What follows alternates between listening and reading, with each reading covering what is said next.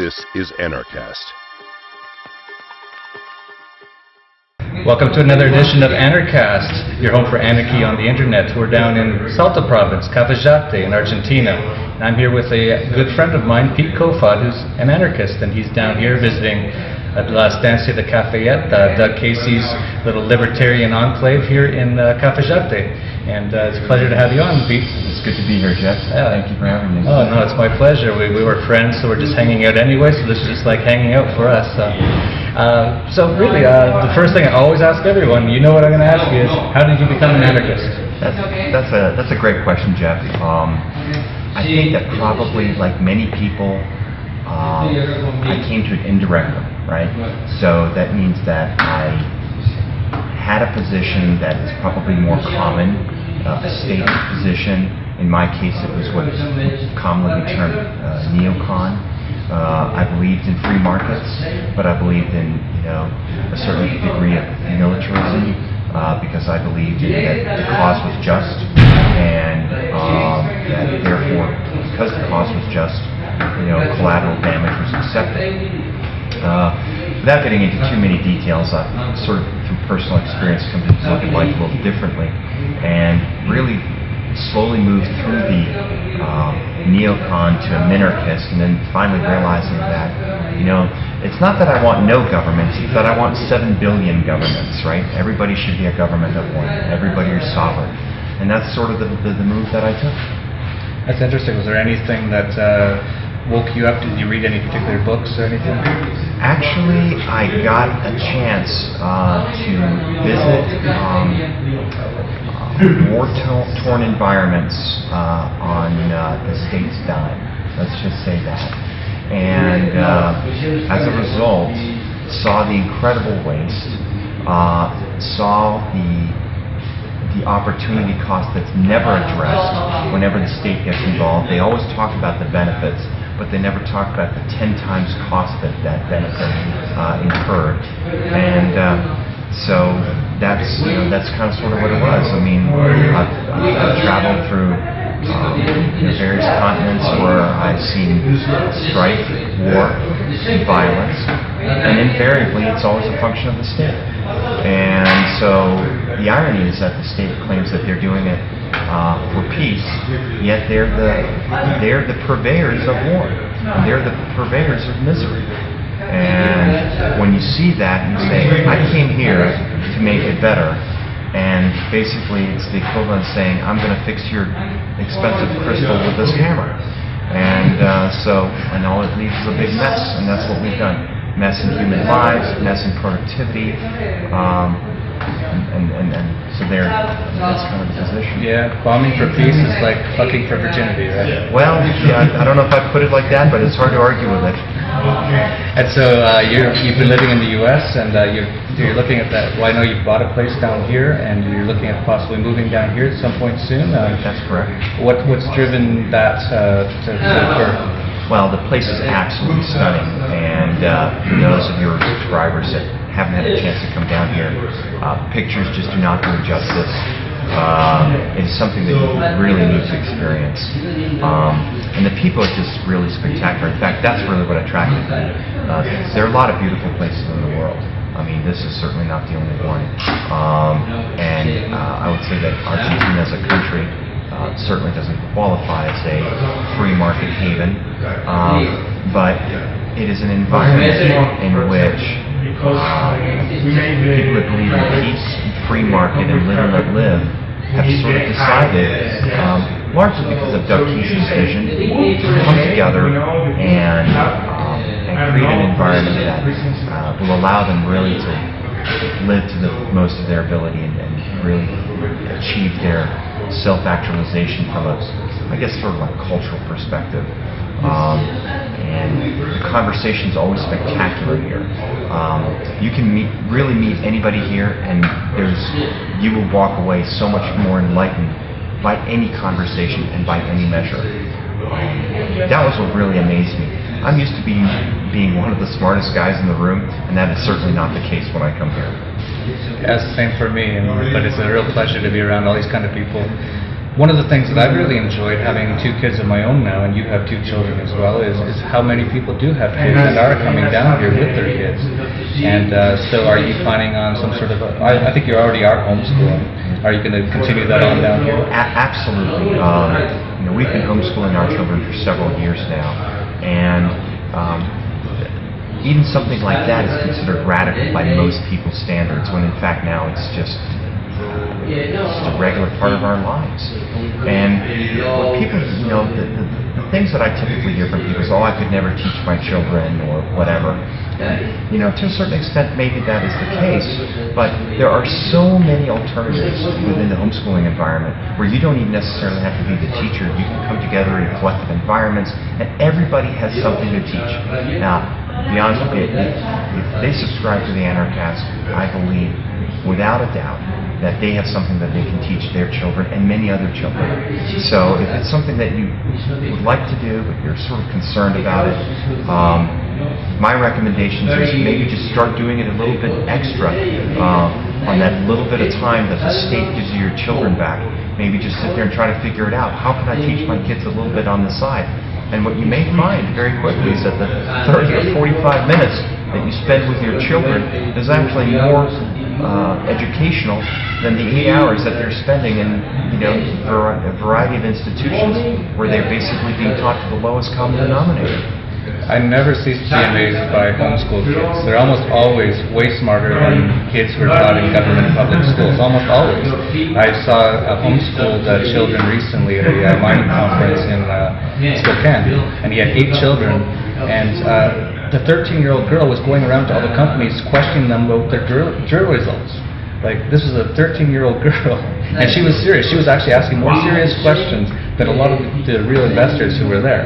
And I know your son, he's thinking of opening a fiat currency museum, is that correct? That is correct. And he's 14 years old? Fascinated by it. If one of the things that if you were to ask him any question about currencies that have gone to the graveyard through hyperinflation, he can tell you every one. And certainly within the last couple hundred years. And he could even tell you which ones hyperinflated the most before they just turned to dust. So it's just really, really neat to see our children. They're naturally curious because they're not different. They're just adults that haven't been here as long. So they have a natural curiosity, and that kind of curiosity must be encouraged. The sad part is what happens to so many adults is that their curiosity gets stomped down so much that eventually they learn curiosity doesn't pay. Well, all human advancements have come from somebody asking the question, can't this be done better? Or, well, that's kind of weird, I didn't notice that before. So, curiosity. Yeah, definitely. Those classroom settings, 8 hours a day, usually in the typical, still 18th century teaching methods used in public schools, right? I find those just take the life out of kids, and they don't ever teach them anything important anyway. There's not any class on entrepreneurism, which should be almost number 1, really. They're basically teaching them how to be basically workers or slaves, and that's basically it. And after 12 years of that, and they get beat up every day at school, it's basically a prison-like environment.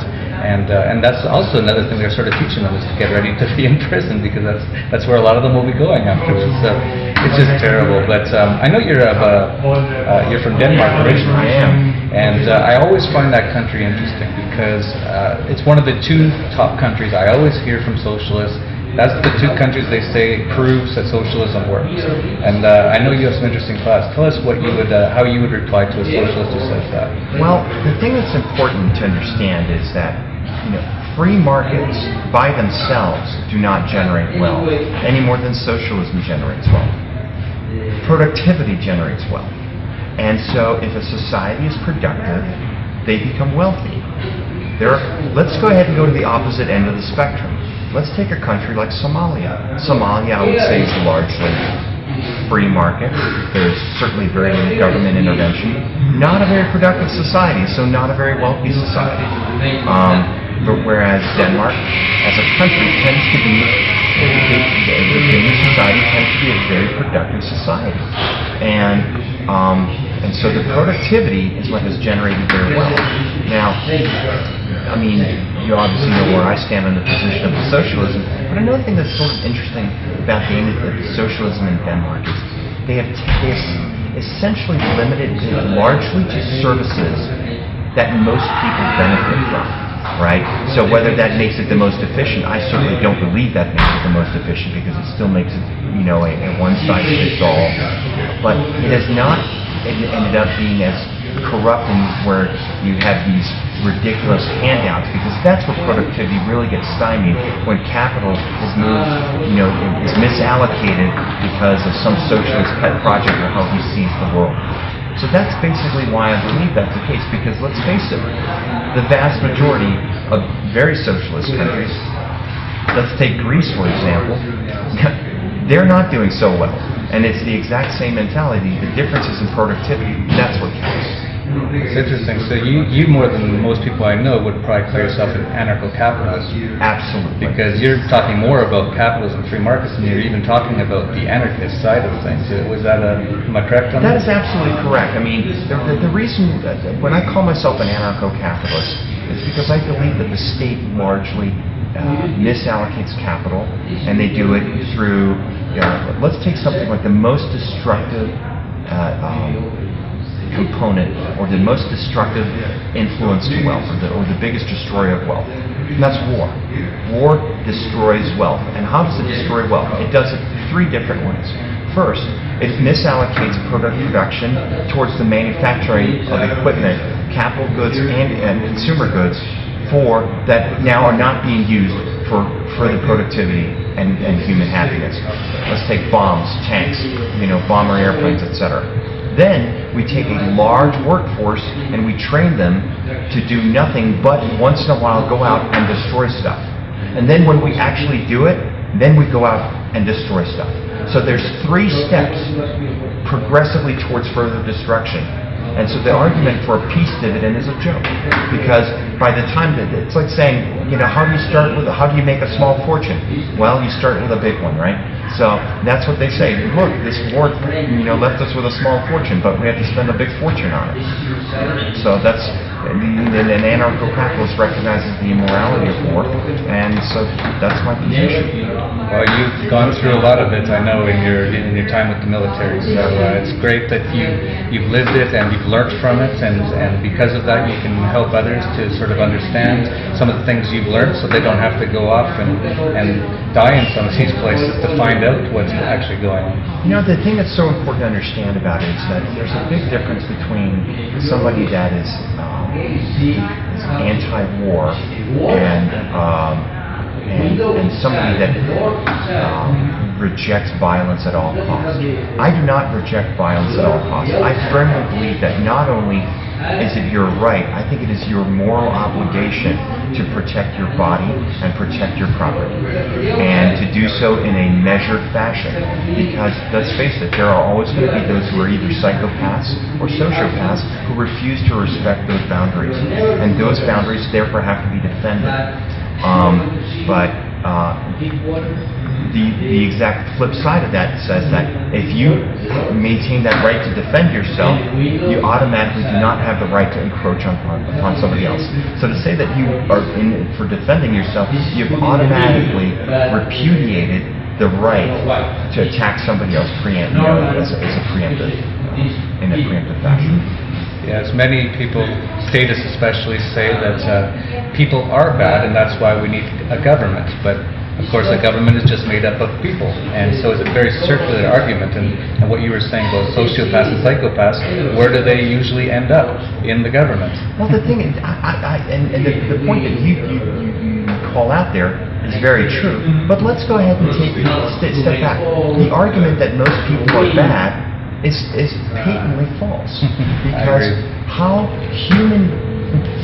most people live peacefully together. Most people trade peacefully together. Most people operate in an ability to cooperate, or in an environment of cooperation and wealth creation.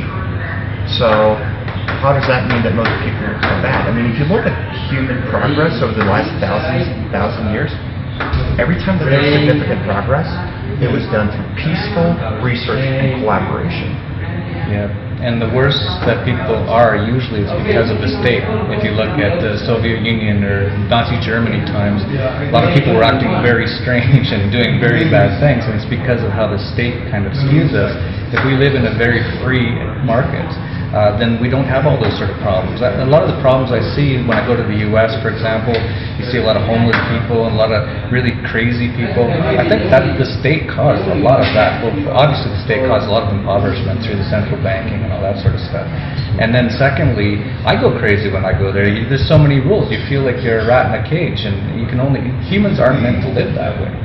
And so it's actually caused a lot by the statism itself. The things that people say we need the state for is actually caused by statism. Statism is like a self-cooking ice cream cone in that respect. It causes most of its own problems. Name one country that has been consumed by war for an extended period of time that is experiencing any prosperity. And I would say the answer is no. And the state is a sponsor of war. In fact, what is the uniquely defining quality of the state? It is a monopoly on the initiation of violence. Period. That is the only thing that is unique to the state. It does nothing else that the market cannot do. It is in competition with the market for service provision. But the only thing that it has retained is the right to initiate violence. And as a result, all of the type of violence that we see in these war-torn zones are state-initiated. Yeah. I think that's a great way to end this Anarchast on a peaceful note. And thank you so much, Pete. I'm sure we're going to do this again soon. Absolutely, Jeff. Thank you. Thank you. And on that note, peace, love, and anarchy.